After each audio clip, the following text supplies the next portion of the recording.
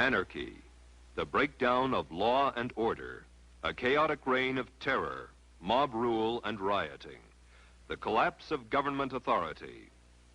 These phrases ring strange in the ears of Americans, and for good reason. Through the years, America has stood as the world symbol for law and order. Our government is responsive to the will of the people. Our courts and legislatures provide the mechanics for a peaceful redress of grievances.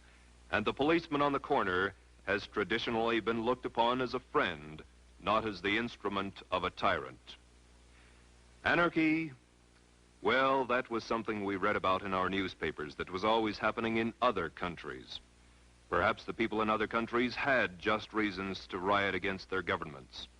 After all, many of the nations of the world are dictatorships in one form or another. What business was it of ours, anyway?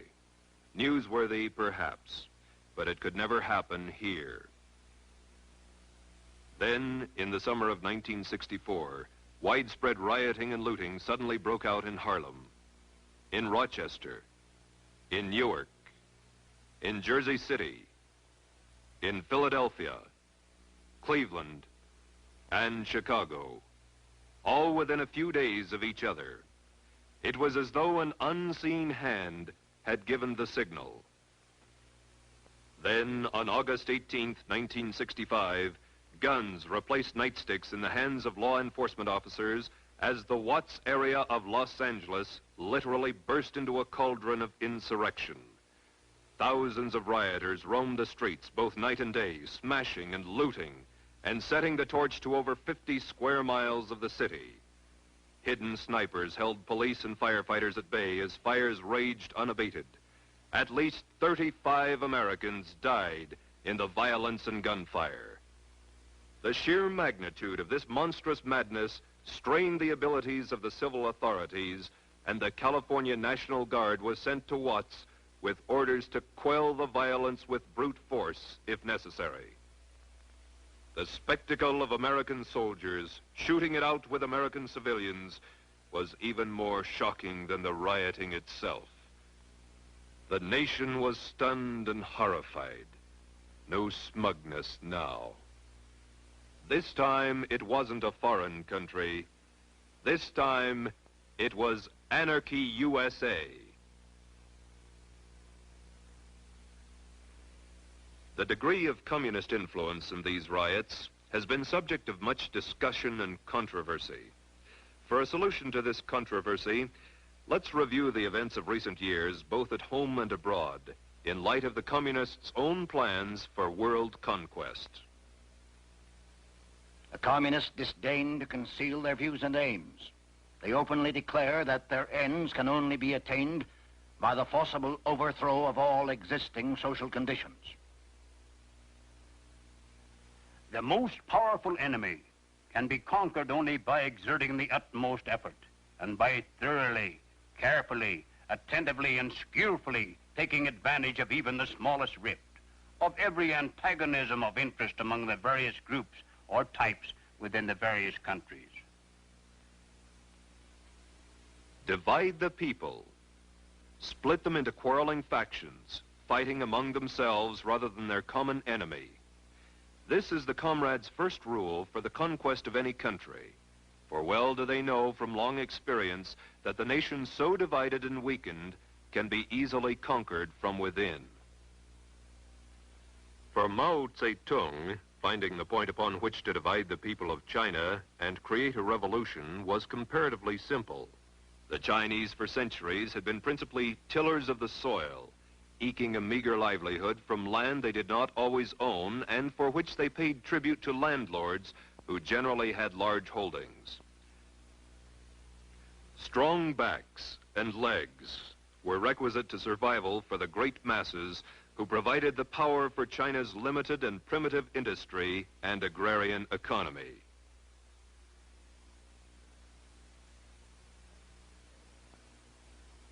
A new regime promised reforms, but the communists were not interested in reform. They were dedicated to revolution. Because of the dissension and sabotage created by the insurrectionists and the reticence of some of the landlords and merchants to change the established traditions, the reforms were slow in coming. And so the rich and well-to-do were inclined to stay rich and well-to-do, and the lot of the poor fared only slightly better. And a minority of the Chinese peasants accepted the idea so subtly planted and avidly nurtured by the communist leaders. The so-called enemy of the people had been identified. It was the landlord. He was the cause of the misery and injustice. And so the point of division for the Chinese people was established. In Cuba, a land accustomed to crisis in government and the decrees of dictators, Fulgencio Batista headed a regime that was the least tyrannical Cuba had known for several decades. Rising levels of education, culture, industry, and commerce were enabling the people to enjoy the highest standards of living in all Latin and South America. Corruption in government there was, but no more than was to be found in many cities in the United States.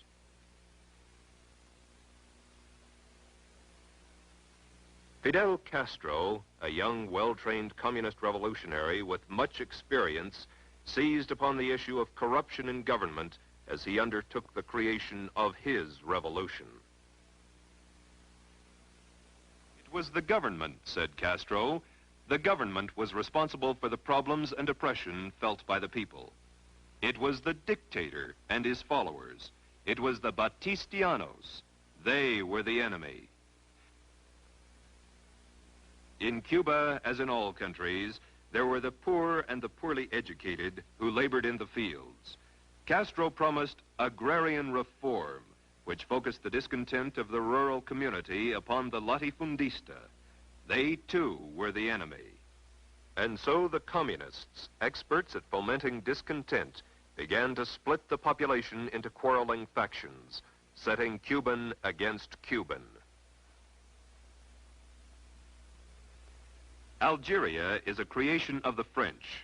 Before the French came to the land now known as Algeria, it was nothing more than a conglomerate of warring tribes. Their constant fighting among themselves for the best pasture land each spring and the best barley land each autumn kept the native population of the area at about 1,500,000 for 14 centuries.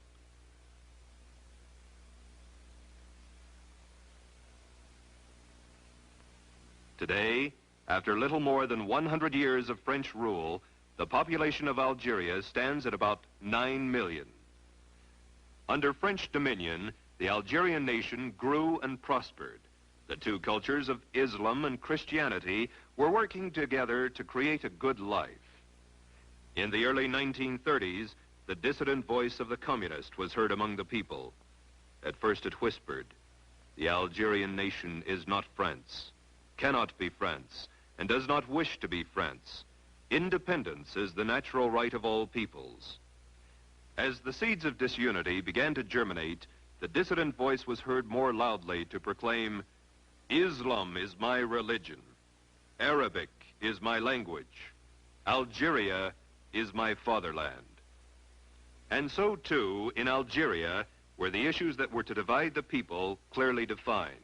It was to be Muslim against Christian, Arab against European, Algeria against France. The enemy was personified as the colon.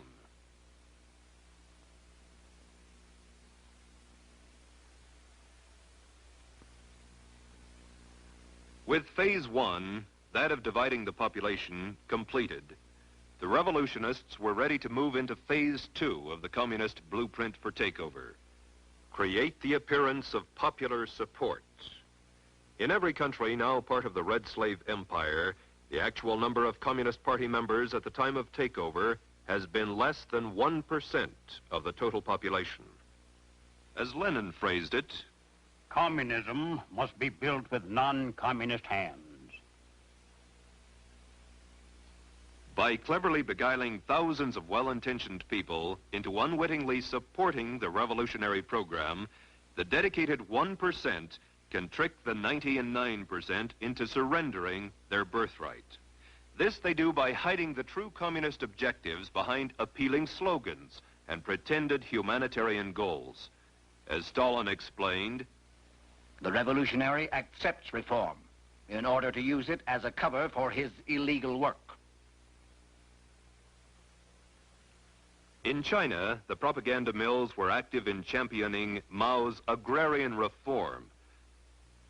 The propagandists portrayed in vivid detail the hardships and injustices of the Chinese peasant. The communists popularized the slogan, "Land to the tiller." Mao Zedong exclaimed, "We are not striving for the social and political communism of Russia. Rather, we prefer to think of what we are doing as something Lincoln fought for in the Civil War, the liberation of slaves." In the United States, those books which praised Mao Zedong as non-communist and an agrarian reformer were advocated reading, and some even became book club selections. It was later revealed that many of the pro-communist books and articles were written and reviewed in this country by communists. The American people, unaware of the treachery, were conditioned to accept the enslavement of China's millions.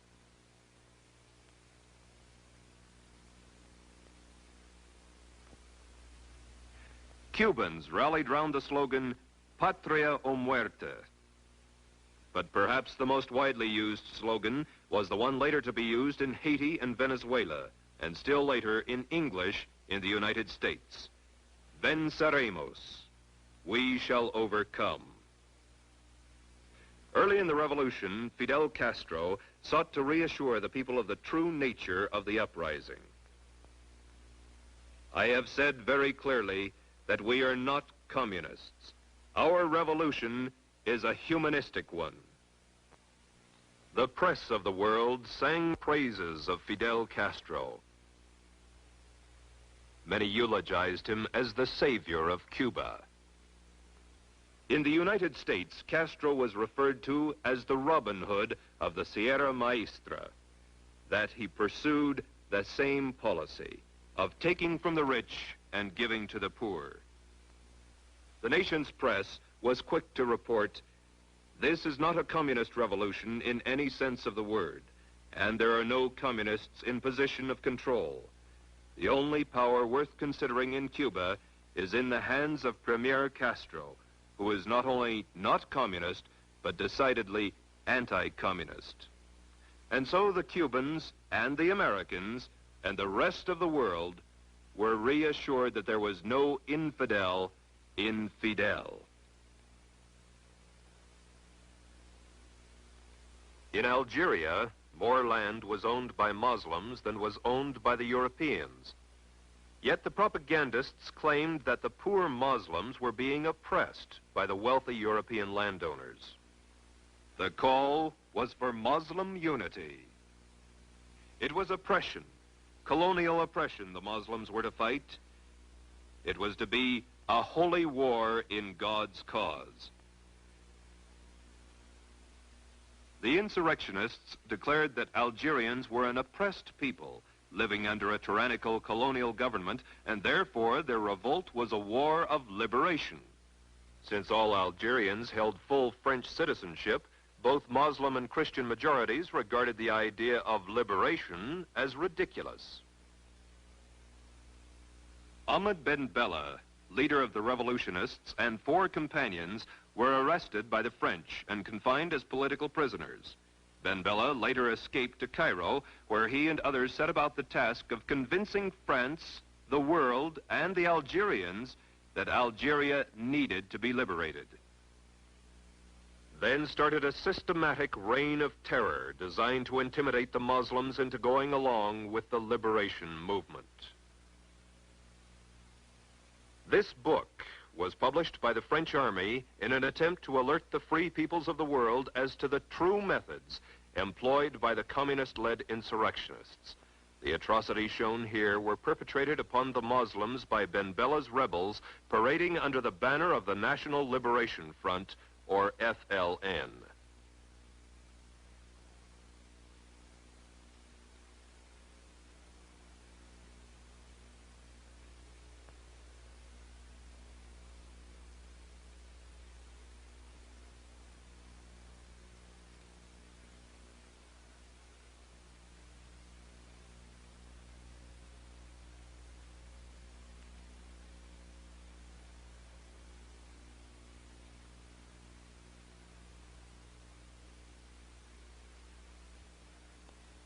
Men, women, and even children came under this merciless scourge in the name of freedom.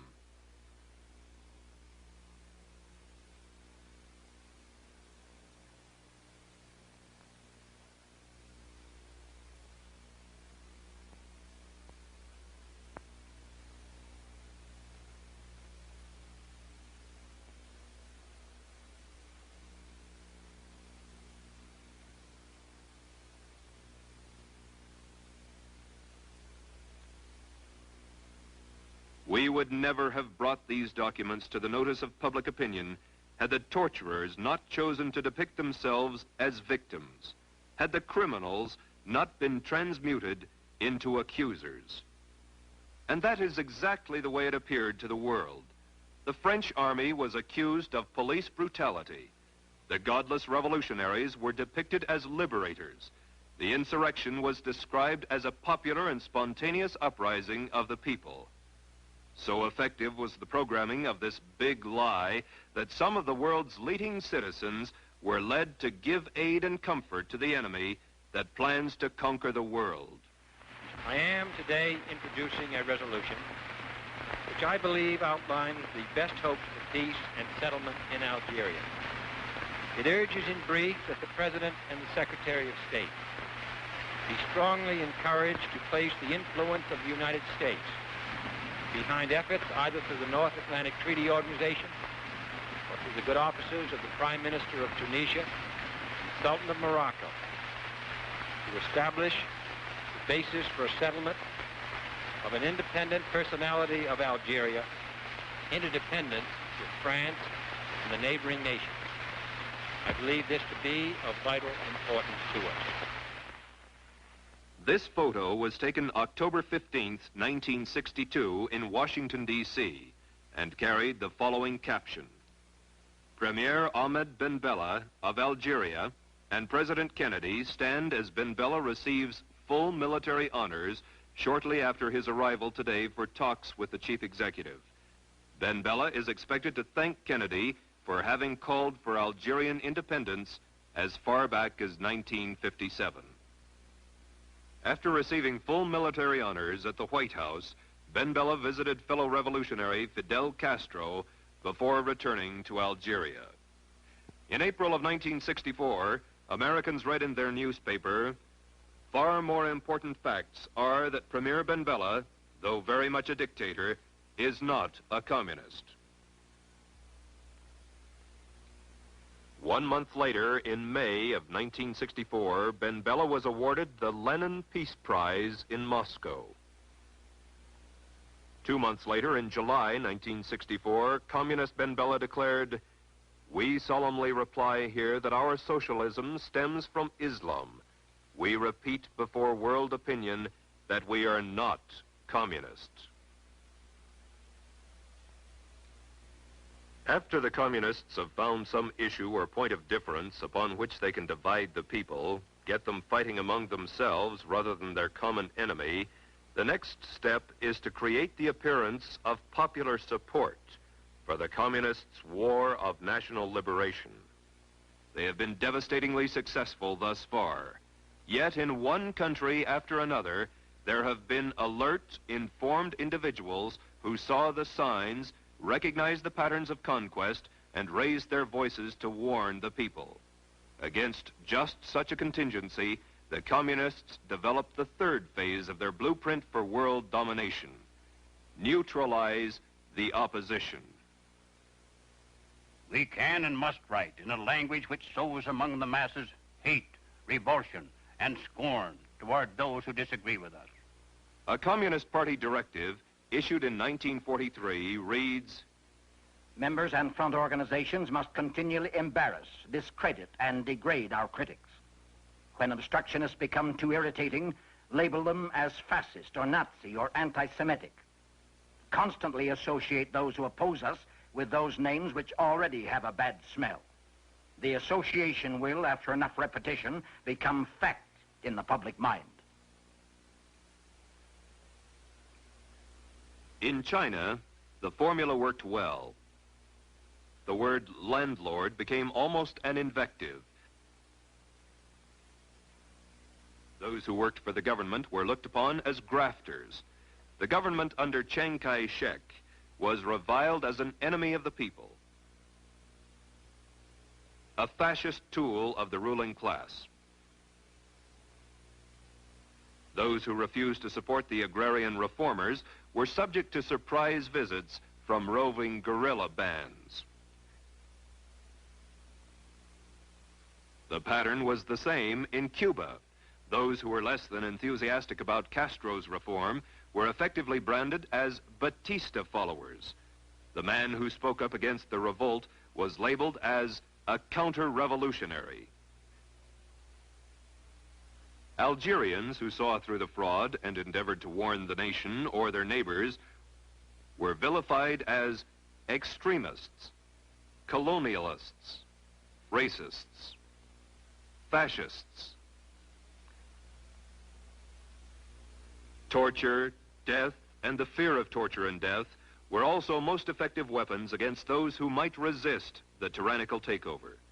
The number of atrocities committed in the name of freedom upon the Muslim people averaged nearly 20 per day for every day of every month for 7 years. The next step in the communist strategy is the most easily recognized, for it consists of the tactic of getting masses into motion, and thus precipitating mob violence. Master psychologists that they are, the communists know that once the masses are in the streets, it's not too difficult to convert an orderly demonstration into a full-scale riot. They know, too, that when rioting occurs, police and military forces of the government must move to restore law and order, and thus they have the first visible signs of revolution. Riots, demonstrations, street battles, detachments of a revolutionary army. Such are the stages in the development of the popular uprising. The official constitution and program of the Communist Party stated in 1921, "The Communist Party will educate and organize the working masses for mass strikes and mass demonstrations.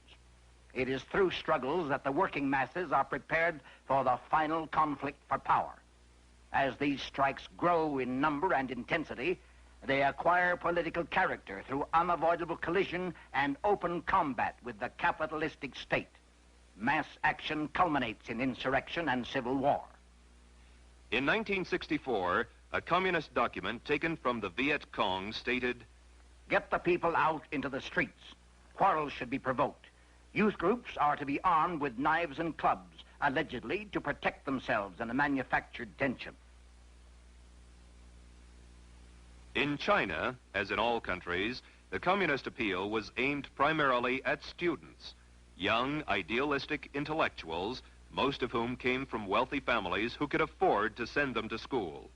It was from this group that the young communist recruits came who later provided the leadership and backbone for the armed conflict to follow. In Cuba, leftist-oriented students were the vanguard of the organized street demonstrations. Once the masses were in motion, that tenuous line between demonstration and riot, between nonviolence and violence, was easily obliterated. As law enforcement officers sought to restore order, police brutality became the cry of the insurgents. Algeria was more of the same: rallies, demonstrations, marches, and the inevitable flare of violence.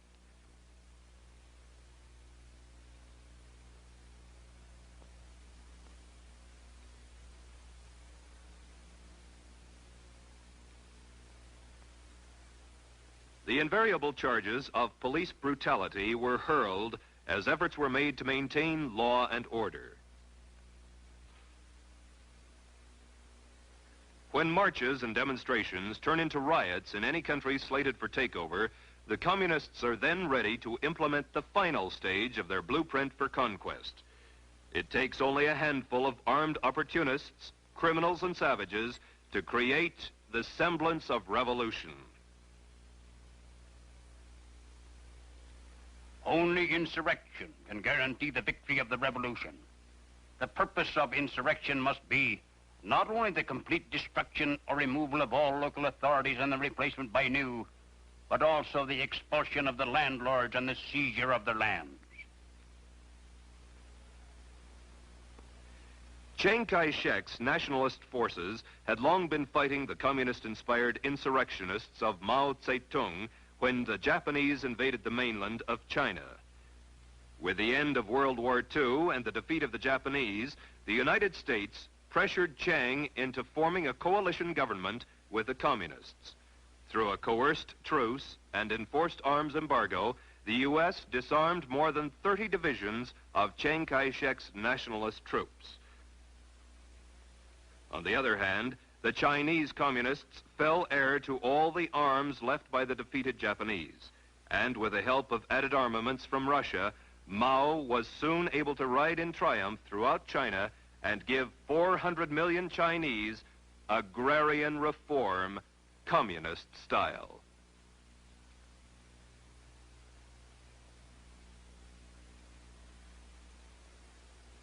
When it was time for the shooting to begin in Cuba, Fidel Castro received millions of dollars in cash and vast amounts of arms and ammunition from the Soviet Union and communist groups throughout the Western Hemisphere.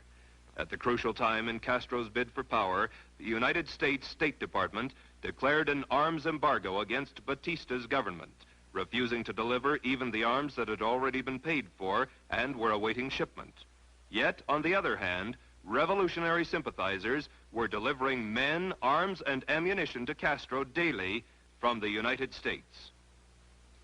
And so the Abraham Lincoln of Cuba and the Robin Hood of the Sierra Maestra rode triumphantly into Havana, was wined and dined in the United States, was hugged before the United Nations, received the Lenin Peace Prize, and finally admitted in a speech given December 2nd, 1961, to all the world, Soy marxista-leninista y seré marxista-leninista hasta el último día de mi vida.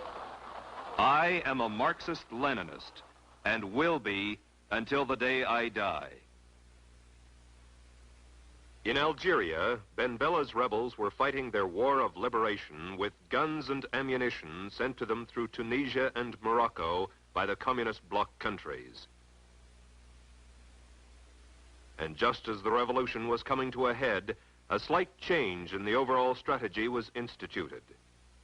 In 1958, France's President Charles de Gaulle came to Algeria declaring with outstretched arms, "I have understood you.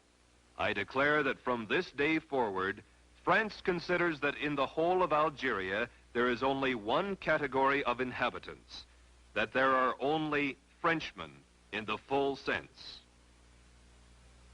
De Gaulle called for the people to vote on the question of independence for Algeria, and the majority voted to remain French citizens, an integral part of France. De Gaulle said, 3.5 million men and women have cast their votes of confidence. This is a fact that commits France and Algeria to each other for all time. 2 years later, in 1960, the same French president, Charles de Gaulle, was heard to ridicule the Frenchization of the Algerians and to talk of an Algerian Algeria. It didn't take the leaders of the Army of Liberation long to change the talk of an Algerian Algeria into slogans demanding a Muslim Algeria.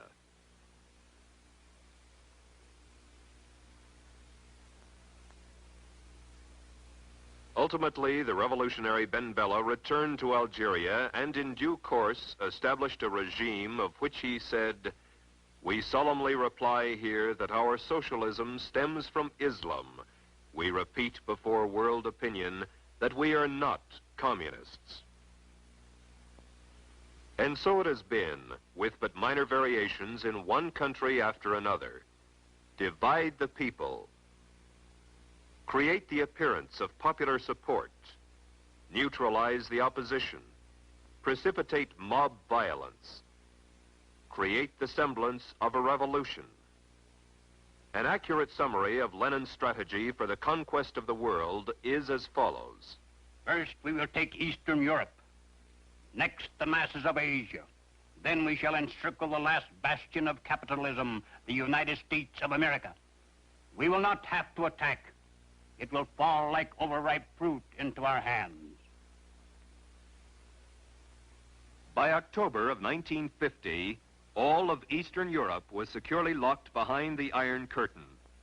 By the summer of 1954, the greater part of Asia had fallen to the Kremlin's strategy and tactics. And each year, more nations lose their sovereignty to Marxist intrigues or degenerate into Soviet satellites as communism hastens to complete the encirclement of the last bastion of capitalism. And what of the United States? How goes the battle in the land of the free and the home of the brave?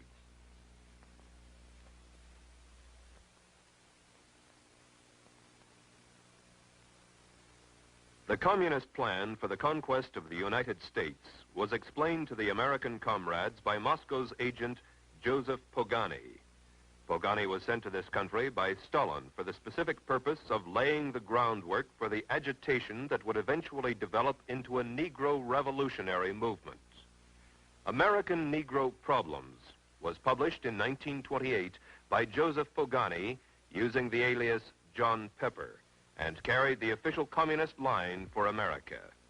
The Workers' Communist Party of America, in its fight against imperialism, must recognize clearly the tremendous revolutionary possibilities of the liberation movement of the Negro people. The Black Belt of the South, with its starving and pauperized Negro farmers and Negro agricultural working masses, with its Jim Crowism, its semi-feudal status, and its political system still bearing the earmarks of the period of slavery, constitutes virtually a colony within the body of the United States of America. The Workers' Communist Party of America puts forward correctly as its central slogan, abolition of the whole system of race discrimination, full racial, social, and political equality for the Negro people. But it is necessary to supplement the struggle for the full racial, social, and political equality of the Negroes with a struggle for their right of national self-determination. Self-determination means the right to establish their own state, to erect their own government if they choose to do so. The Negro communists should emphasize in their propaganda the establishment of a Negro Soviet Republic. In 1934, the communist writers James W. Ford and James S. Allen further defined the Soviet Negro Republic. The actual extent of this new republic would in all probability be approximately the present area in which the Negroes constitute the majority of the population. In other words, it would be approximately the present plantation area. It would be certain to include such cities as Richmond and Norfolk, Virginia, Columbia and Charleston, South Carolina, Atlanta, Augusta, Savannah, and Macon, Georgia, Montgomery, Alabama, New Orleans and Shreveport, Louisiana, Little Rock, Arkansas, and Memphis, Tennessee. These cities, and the cities which lie within their spheres of influence, became known in communist writings as the Black Belt of the South, and were to constitute the nucleus of a future Soviet republic.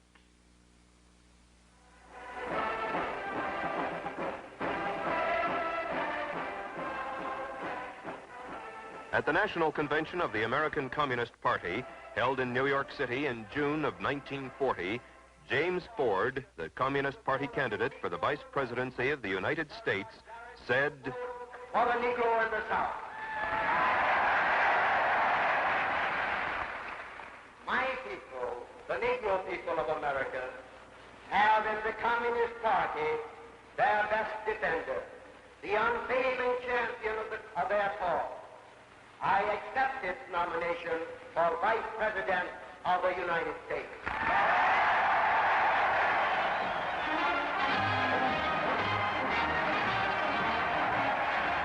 By this time, the communist champions of the Negro race had hidden the revolutionary ideas and slogans for a Soviet Negro Republic behind the humanitarian banners of jobs, security, civil rights, and peace.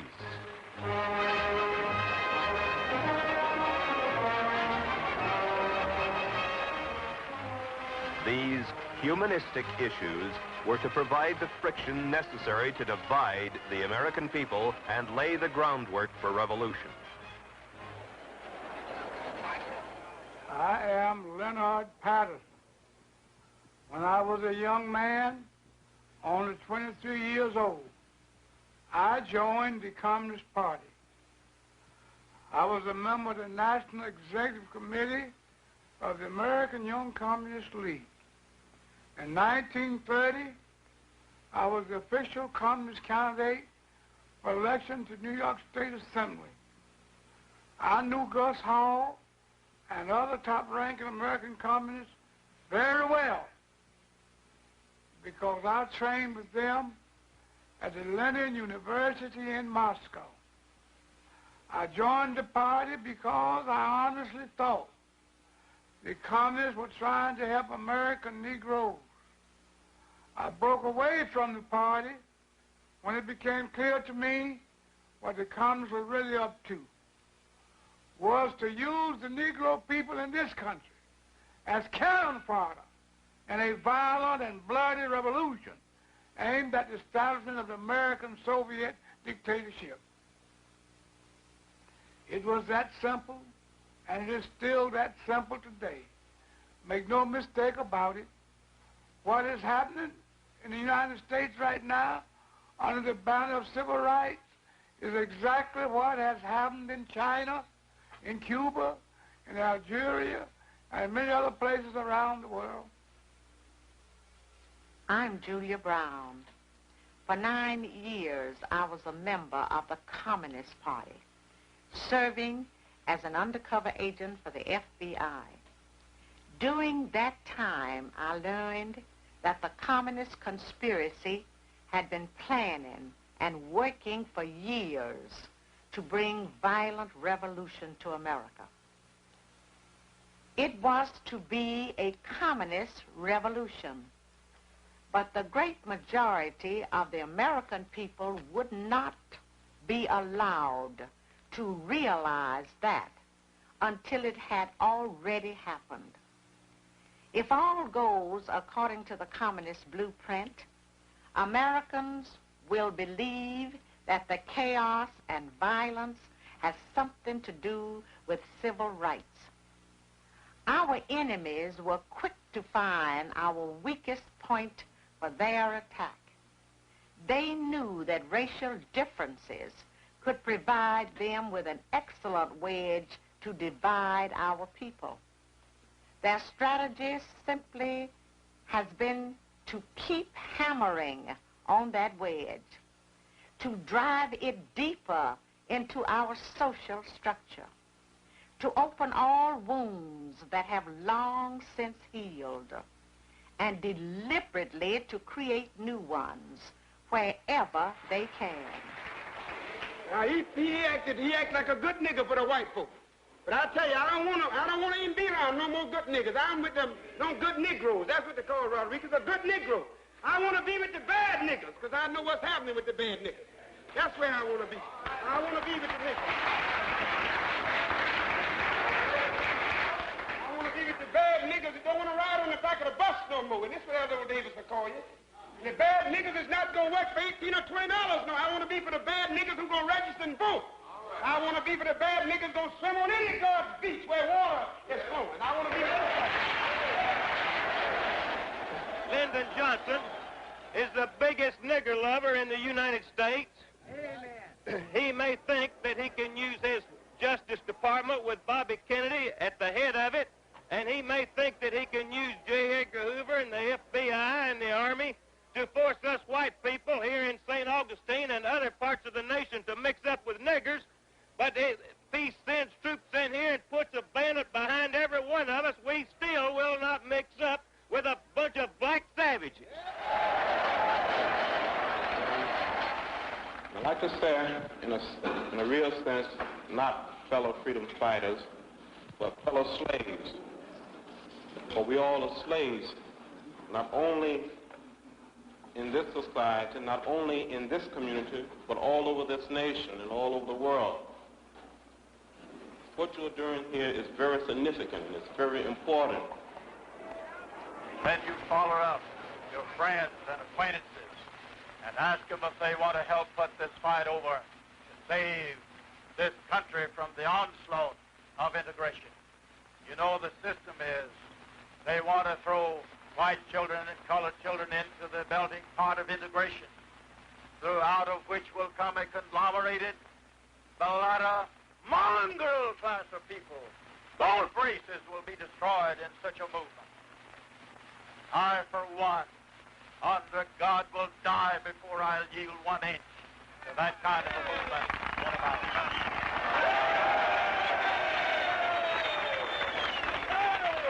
And not only has the black man got a champion, they call him Martin Luther King, we call him Roosevelt.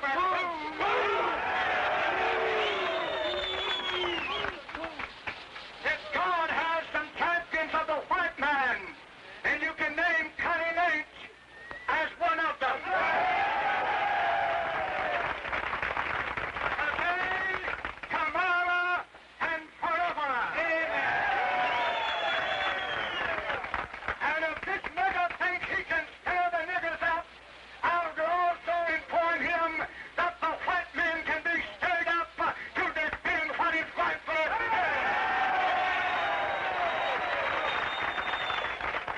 And so the seeds of dissension were sown among both the black and the white races. And inexorably, the people of the United States were being divided according to plan. Among the so-called downtrodden and oppressed, among the supposedly starving and pauperized Negroes, the enemy was referred to as Whitey, Mr. Charlie, the Man, and the Ofe. Phase 1 was well on its way. Now it was time to implement Phase 2, create the appearance of popular support, beguile the people of the United States and the world into believing the pious fraud that the civil rights uprising, led by a handful of agitators, was a popular movement of the whole Negro race in the United States. Now, this doesn't mean that there isn't a legitimate need for the advancement of civil rights for many of our Negro citizens. Of course, there is a need there. Otherwise, communist agitators posing as civil rights leaders could never hope to enlist massive support for their schemes.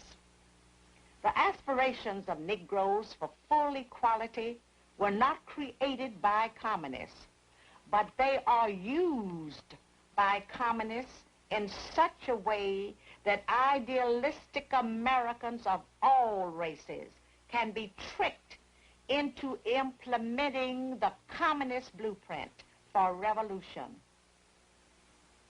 Having been on the inside of the Communist Party, it's easy for me to recognize this revolutionary agitation in disguise. But the average American finds it's hard to believe that something as worthy and noble sounding as a civil rights movement could possibly be a communist maneuver. Communism must be built with non-communist hands. The revolutionary accepts reform in order to use it as a cover for his illegal work.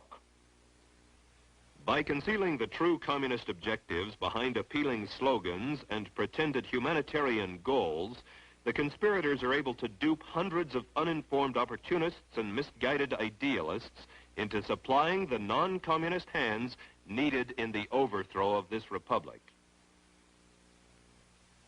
Thoroughly deceived, some of the Negroes cry for liberation through the slogan, "Freedom Now."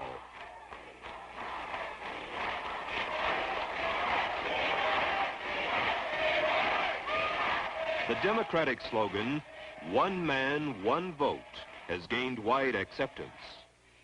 But perhaps the most popular slogan is Venceremos, the rallying cry of the deluded peasants of Cuba, Haiti, and Venezuela. Venceremos, we shall overcome, is now the rallying cry of the deluded peoples of the United States.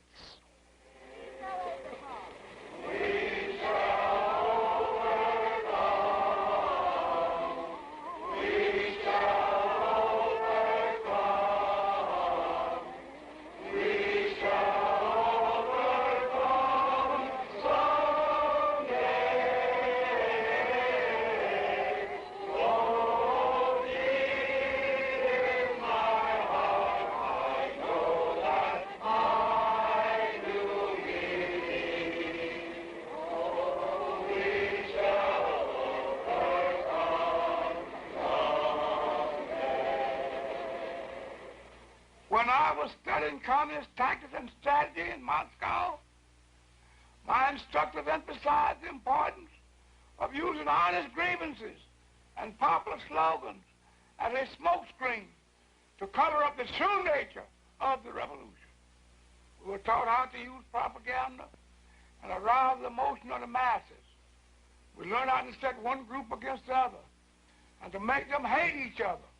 We learned the necessity of having martyrs, and we were even told how to create our own martyrs if they did not matter the result from the atmosphere of hatred. We were taught the importance of getting large masses of people into the street for marches and demonstrations. And finally, we were instructed in ways to take off riots and make them spread and to keep them going. When I returned to the United States, I was immediately given practical training. I participated in so-called nonviolent demonstrations that were deliberately calculated to irritate white people into violence against us. I personally was in charge of organizing a march on Washington to dramatize the Scottsboro Boys case. In New York, about 1935, a Negro boy was reported killed by the owner of a store while in the act of stealing some merchandise. Communist Party headquarters decided to make a march out of the boy. So we went right to work, putting out handbills and holding open air meetings. In less than a half hour after we started, there was a race ride on 125th Street, complete with smashing windows of white storekeepers, looting, and all the rest. I'm not speaking of things I read about. These are things I personally participated in.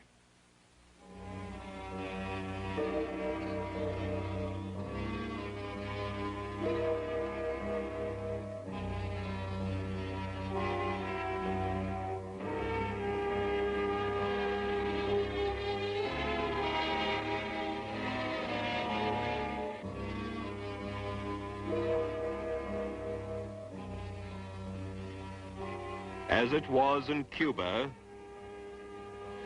so it was in Algeria.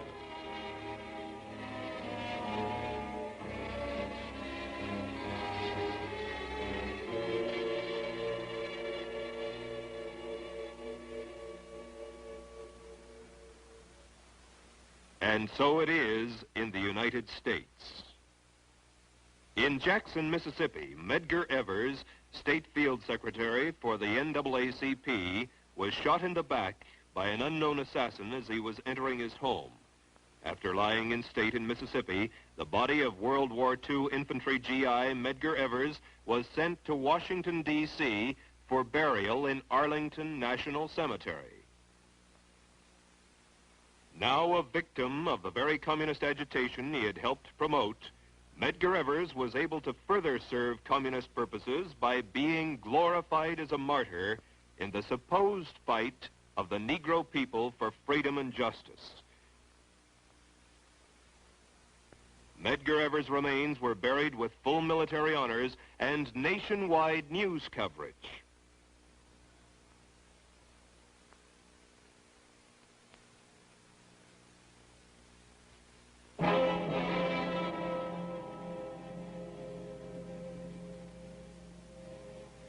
As it was in Cuba,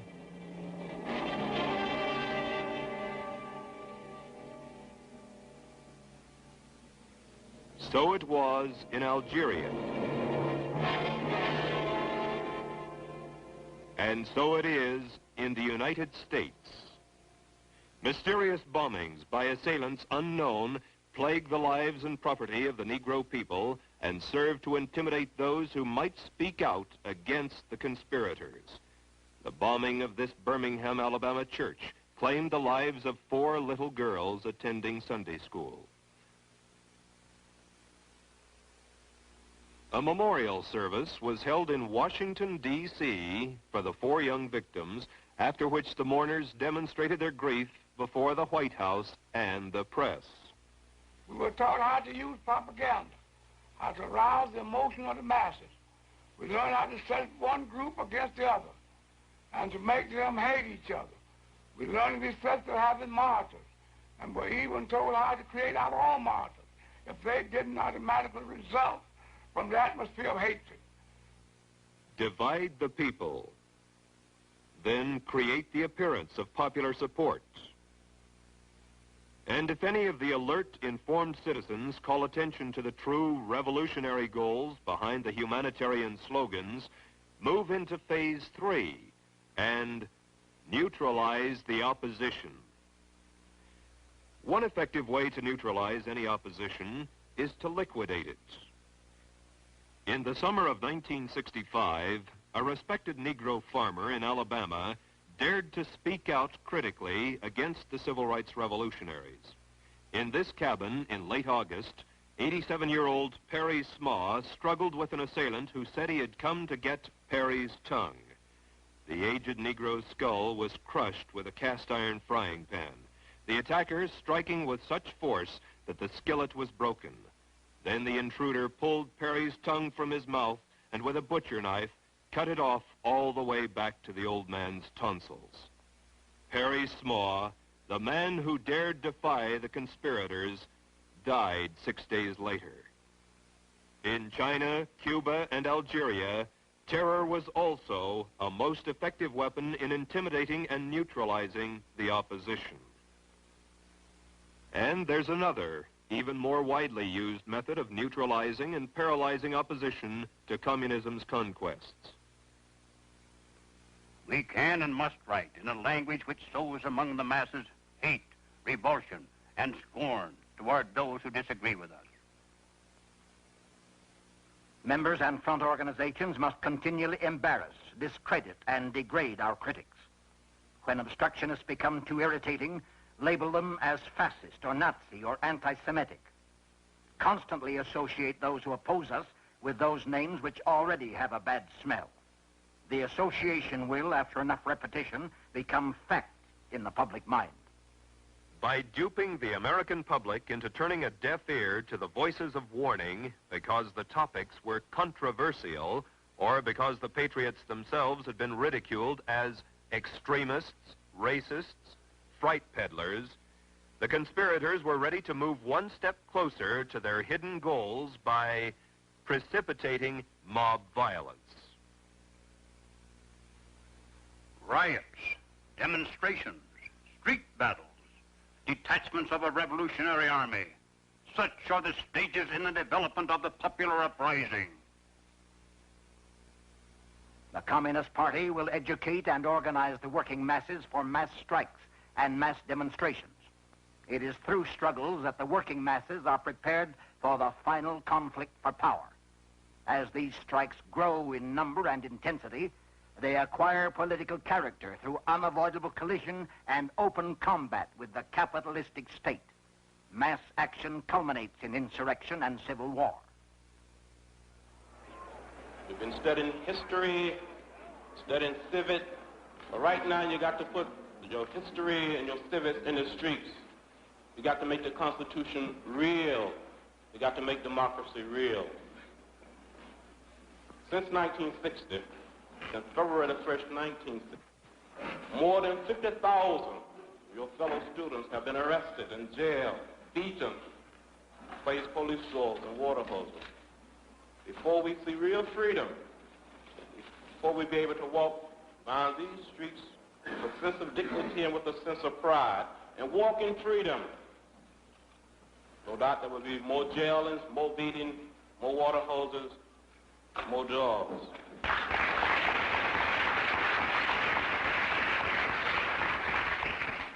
The other thing is this: we are determined that this city will not celebrate its quadricentennial as a segregated city. If that celebration takes place,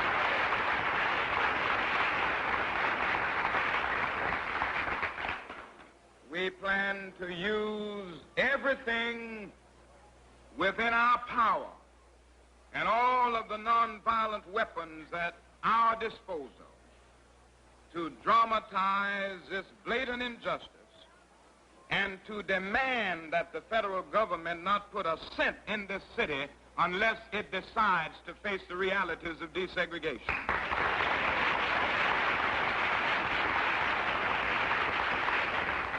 Right time, when Martin Luther King said march, we're going to have our marching shoes.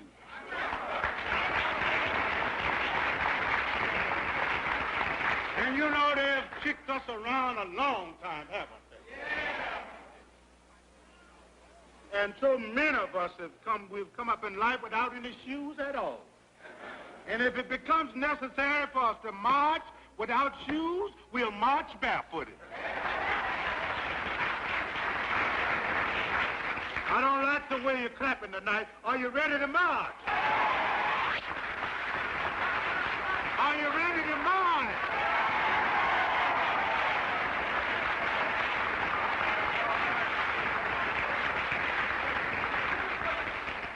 And we are not afraid of dogs. Are we, children? So many of us, we were raised up with dogs. And we have had to live the life of dogs right here in the United States of America.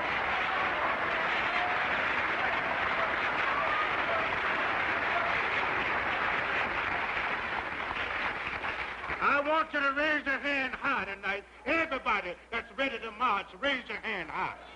Raise it high. Are you ready to march? Are you ready to march?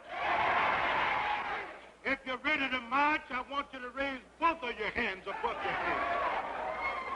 I want you to stand up on your feet. Keep your hands high. Now bring them together and step them together. Everybody wants freedom. Everybody wants freedom. Everybody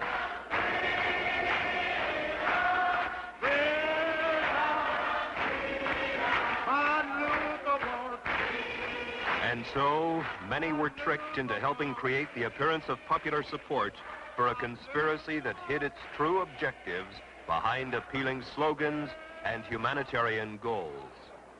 A detachment of the deceived staged sit-ins.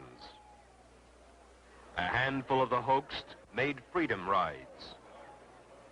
A portion picketed and protested, while still others boycotted buses.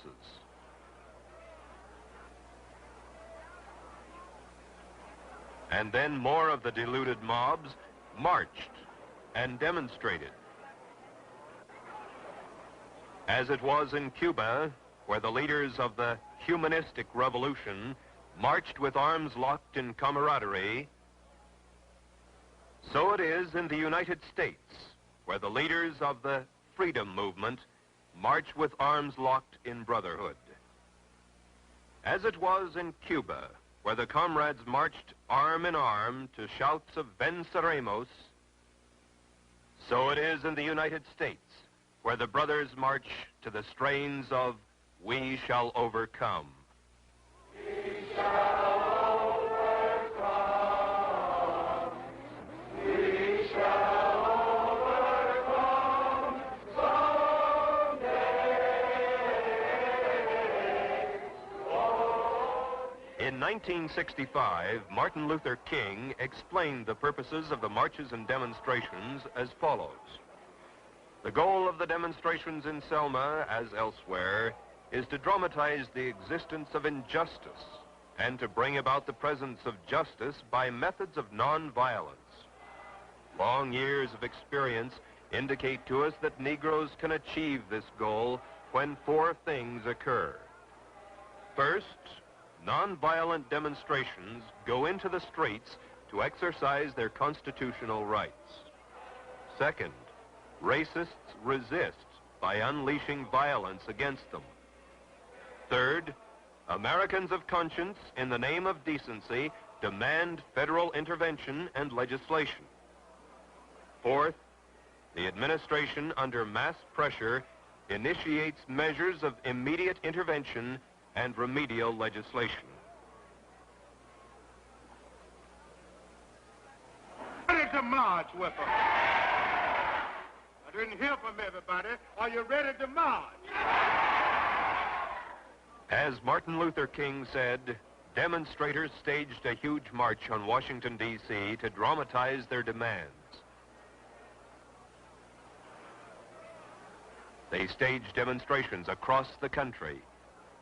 And as Martin Luther King said, violence was unleashed. Then, accordingly, the federal government intervened and a vicious legislative step on the road to tyranny was enacted in the form of the Civil Rights Bill of 1964.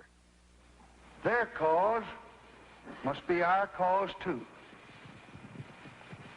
Because it's not just Negroes, but really it's all of us who must overcome the crippling legacy of bigotry and injustice. And we shall overcome.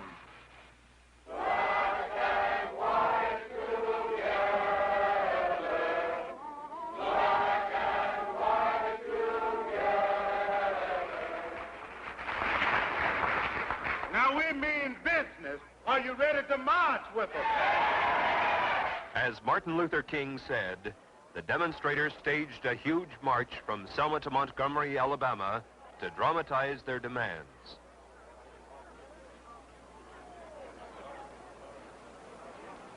They staged demonstrations across the country. And as Martin Luther King had said, violence was unleashed against them. Then, accordingly, the federal government intervened, and still another vicious legislative step toward tyranny was enacted in the form of the Voting Rights Bill of 1965. And these enemies, too, poverty, disease, and ignorance, we shall overcome.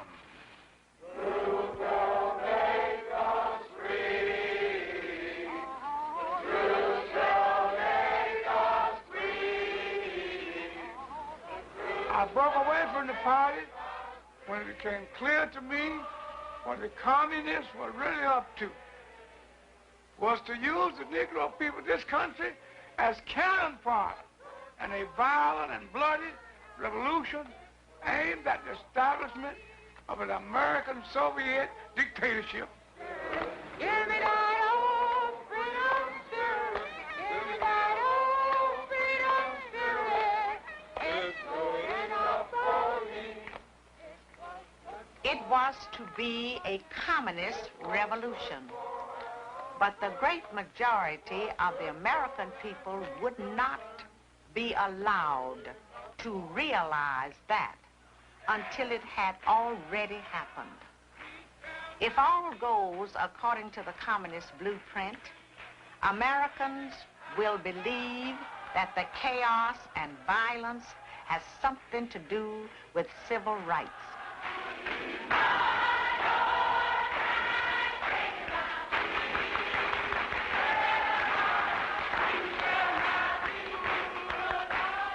Make no mistake about it.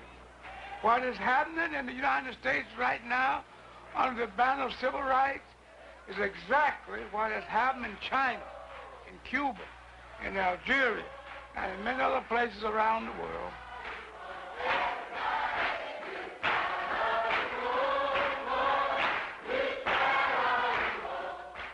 The goal of the international communist conspiracy is world domination. They have thus far been highly successful in accomplishing the step-by-step objectives necessary for reaching that goal. In the United States, the communist plans call for two revolutions at once. A revolution of a supposedly oppressed proletariat or working class against a capitalistic system that is supposed to breed wage slavery, unemployment, poverty, crises, and war. The second revolution is a revolt of the supposedly poor and oppressed Negroes of the Black Belt against the supposed lynching, segregation, social ostracism, and exploitation of the white man. Currently, what the communists call their Negro Revolutionary Movement, now masquerading behind the humanitarian banners of civil rights, is contributing tremendous momentum to the communist plans to take over the United States. Divide the people. Get them fighting among themselves rather than their common enemy. Create the appearance of popular support through a favorable press and the use of terror, intimidation, and the creation of martyrs. Make the world believe the revolution is a popular one, particularly among those being liberated. Neutralize the opposition. When obstructionists to the cause become too irritating, label them as fascist, Nazi, anti-Semitic, extremist, racist, controversial. Precipitate mob violence. Get the mobs into the streets. March and demonstrate. As the demonstrations grow in number and intensity, they will acquire political character through the desired collision and open combat with the forces of law and order. Since mass action culminates in insurrection and civil war, what of the fifth principle of the communist strategy? Create the semblance of revolution.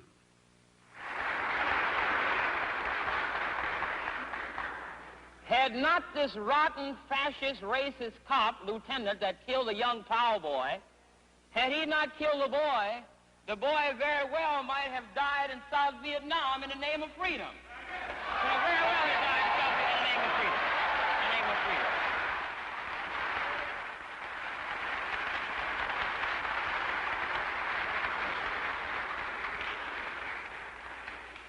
I was also asked to tell you not to get your passion so high, not to get too worked up. However, I think many of us are going to have to choose where we're going to die at.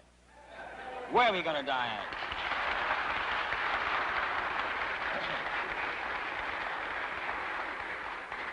We're going to have to decide whether we're going to die on the streets of the United States or in South Vietnam. I would choose the United States myself. I would choose the United States myself.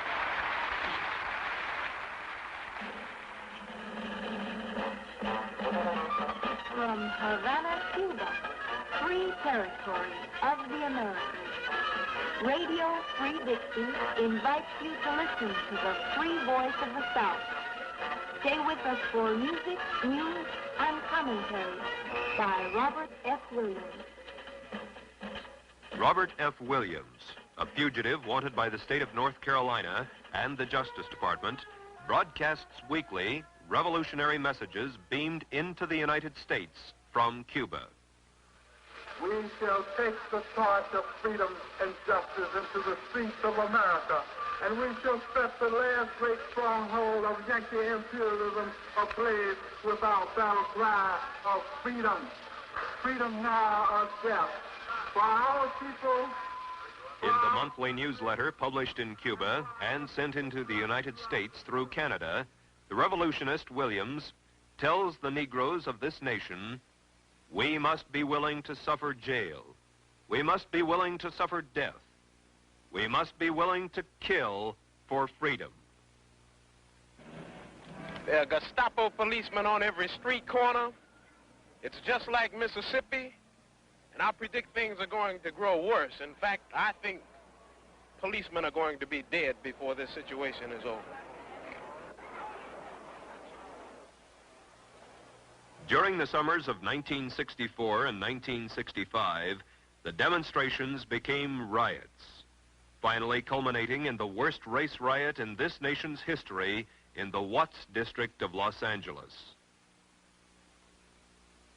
Across the United States, law enforcement officers were dead, and Negroes did die in the streets, and the situation was far from over. 7 days after the rioting broke out in Watts, a new newspaper started publication, the voice of all the oppressed and exploited. Calling for the workers of the world to unite, this new voice of the people declared that all the people of the U.S. who oppose U.S. imperialism wish to thank the Communist Party of China and the Chinese people for their pledge of support for the people of Los Angeles in their struggle against U.S. imperialism. In keeping with communist principles and expectations, the atmosphere of hatred generated in the Watts riot resulted in 32 martyrs for the cause of liberation. In their memory, we pledge to destroy U.S. imperialism. In 1928, and again in 1934, and still again in 1965, we hear, the Negro people constitute a nation in the black belt of the South. And lest there should be any misunderstanding, Nobel Peace Prize winner Martin Luther King followed the example of Lenin Peace Prize winner Fidel Castro and Lenin Peace Prize winner Ben Bella, and protested that, I am sick and tired of people saying this movement has been infiltrated by communists and communist sympathizers. There are as many communists in this freedom movement as there are Eskimos in Florida.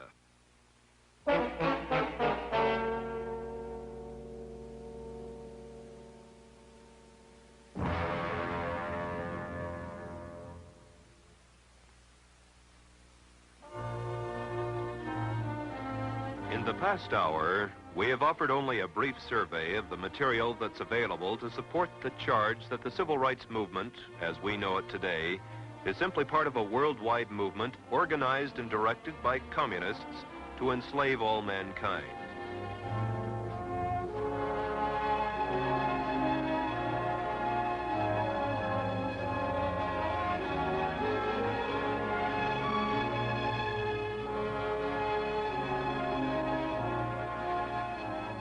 There are hundreds of additional witnesses and thousands of additional facts to testify to the communist involvement in the American civil rights movement, but the limitations of time prevent their inclusion here.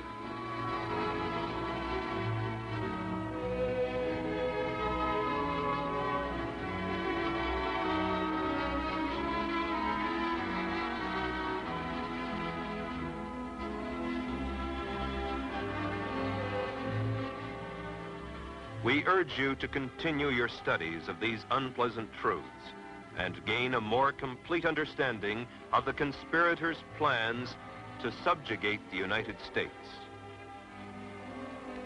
Begin by reading It's Very Simple, The True Story of Civil Rights by Alan Stang, The Civil Rights Packet, and the other books and pamphlets on civil rights that are available from one of the American opinion libraries across the nation. We also urge you to resolve first that you will not fall victim to the communist plot to set race against race, American against American. And second, that you will now join with other patriots in a positive program and concerted action to save for our children and their children this once glorious country and humane civilization which we ourselves inherited.